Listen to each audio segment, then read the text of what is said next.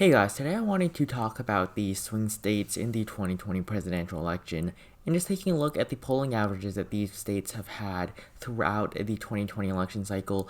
Before that, I just want to thank you guys all for 500 subscribers. I really appreciate all of the support you guys have been giving me in the last couple of days. I just really appreciate it, and if you have not subscribed, definitely please consider subscribing if you enjoy these videos. And so today I just wanted to talk about the electoral map and especially the toss-up states. These states are going to be the ones that are going to decide the outcome of this election. And looking at this map, I basically filled in the safe Democratic states, and by safe Democratic, I mean the states that really have less than, I think, a 5% chance of going to Donald Trump. States like Colorado and New Mexico, I don't think they're going to be safe. I think they're going to be 13 or 14% margin, not going across the 15% margin, but 13-14%. I think that is still pretty good for Joe Biden. I really do not see Trump carrying these states, like Illinois, Virginia. Virginia might only go to Biden by 10-11%, but the GOP is basically dead in this state, so Trump is not going to win it. So I have put Virginia in the Democratic column. New Hampshire as well. Biden's doing very well in this state. And then Maine, Nebraska, I just did it as a whole because there really are not too many polls out of the two swing districts. And then for President Trump, the same thing could be said. States like Utah, Montana, Alaska are not going to be safe for him, in my opinion, but I still put it in the safe column just because these states are almost 100% going to go to the president. States like Missouri, South Carolina, Indiana, they might not be safe for him right now, but they're definitely going to go to the president on election night. So basically, I'm just trying to go left and right, I guess. I'm going to go with the Sun Belt, then the Rust Belt, and then the Atlantic Southeast. So first, with the state of Nevada, currently Joe Biden has a 7.9% lead in this state. This was a state that Trump was expected to win in 2016. Barack Obama did carry this state twice. However, Hillary Clinton was expected to lose the state of Nevada in 2016. On election night, she was polling behind by 0.1%. However, she was able to overcome this. She won the state by 2.4%. And currently, Joe Biden has a 7.9% lead over President Trump in the state of Nevada. So the state of Nevada, I'm going to give to Joe Biden right now. Basically, I'm just going to use my basically normal characterization. So basically, likely between 7 and 15%, and then at 2 to 7% is lean, and then tilt is 0 to 2% for either candidate. So next is the state of Arizona. In the state of Arizona, currently Joe Biden has a 4.3% lead. Now, this is actually one of the highest leads he's had.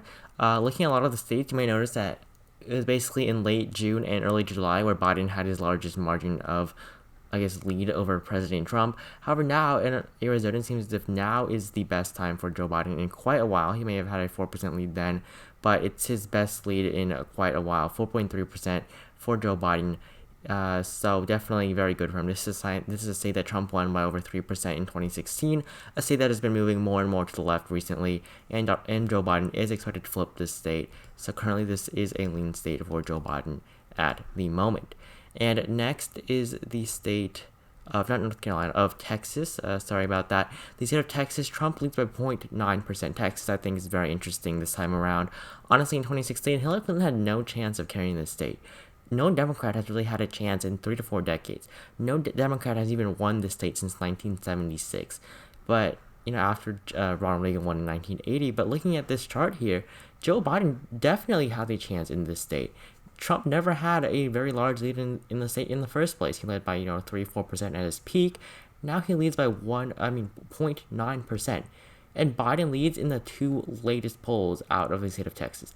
The two newest polls out of Texas do not even show the president who won the state by over 9% ahead. He is losing in both of these two new polls. These are B, BC rated pollsters, so they're all right.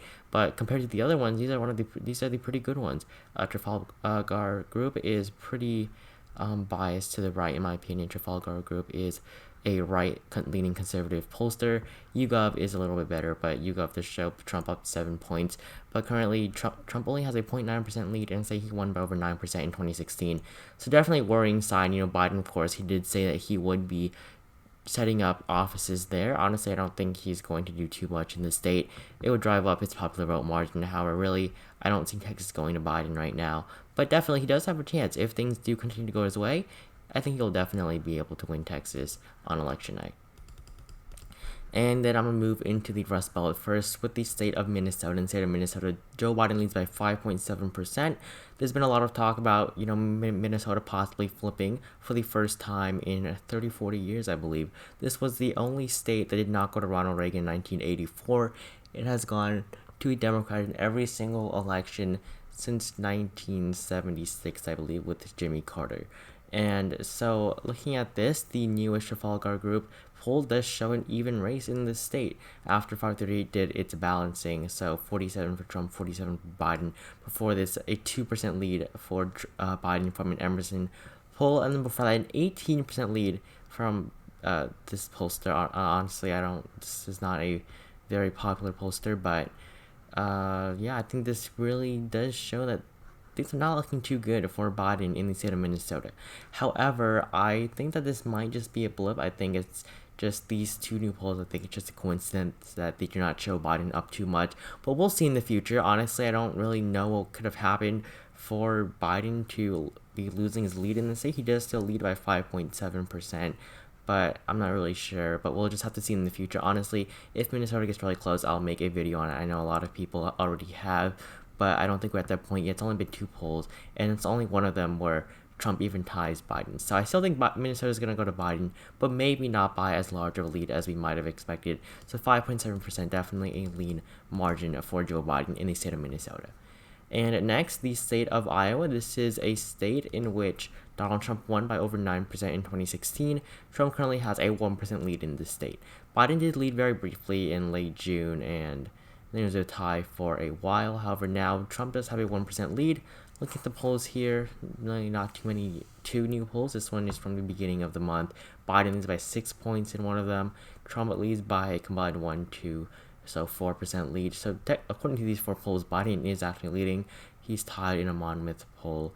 One of the Monmouth polls, Biden is tied with Trump in. Another one, Trump leads by 2, and then Trump leads by 3.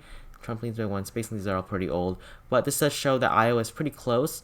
I think it's still going to go to Trump just because it went through in 2016 by such a large margin. And it's a pretty conservative state at this point. But definitely, I think Biden does have a chance. I think it'll be very close in the state of Iowa on election night. So Iowa, a 1% lead to a tilt margin for Donald Trump once again. And next, the state of Wisconsin. The state of Wisconsin plus 6.2% for Joe Biden, 49.3% for Biden, 43% for President Trump. Yes, he does lead in a Trafalgar Group poll once again by 1 point, but Chen Research Center to show Biden up 5 points in the very latest poll. So definitely Biden's lead is not shrinking this state. I don't believe, honestly, this Trafalgar Group. I really do not think they're too great of a pollster. They are very biased towards the right, and of course there are a lot of pollsters that are very left-leaning towards the liberals, but I think they have adjusted from 2016 because pollsters, honestly, they want to get it right. They don't want to benefit their own personal interest. Of course, Trafalgar Group was able to correctly predict that Donald Trump was able to win the 3 Rust Belt states in 2016. However, in 2020, I really do not think that is too likely. Of course, Hillary Clinton did have a similar lead to Joe Biden in the state of Wisconsin, but his lead has been much more cemented so far. As you can see, this graph is basically almost a straight line since basically June. So, and then if you look at 2016 graphs, they're all very up and down for Clinton and Trump. At some points, Trump was even ahead of Clinton on the national level, and many important states he was ahead of Clinton in at one point. But this really shows that 2020 is a much more stable and more predictable race, in my opinion. So Wisconsin, another lean state for Joe Biden. And then after this, the state of Michigan. The state of Michigan currently leans towards Joe Biden by 7.3%. This is a little bit down from before. He led by around 9-10% in June. However, I think that's going to be the height of his campaign. But now things settled down. He's had a pretty consistent 7-point lead. Yes, another Trafalgar Group poll does show that Trump does lead by 1 point, but honestly, I would ignore that. I think that these polls down here are much more accurate. They're basically released around the same time frame, honestly. 14 to 23rd. This one's 11 to 23rd. So this poll actually is newer. This poll was conducted for a large amount of time, but this poll, the Change Research poll, is actually newer than the Trafalgar Group poll. So I'm going to give this to Joe Biden in the Biden column by 7.3%. So a likely state for Joe Biden in the state of Michigan. And then next, the state of Pennsylvania, finishing off the 3 Rust Belt states that went to Donald Trump by less than 1% in 2016, is the state of Pennsylvania. This state, Biden has a 5.8% lead in. Biden leads with 49.4% of the vote share here, and Donald Trump with 43.7% in the state of Pennsylvania. This is down a little bit from his peak a couple of months ago. However, Biden leads by 7 points. Basically, I think Pennsylvania is becoming stronger and stronger for for Biden. Wisconsin is showing signs of decline for him right now.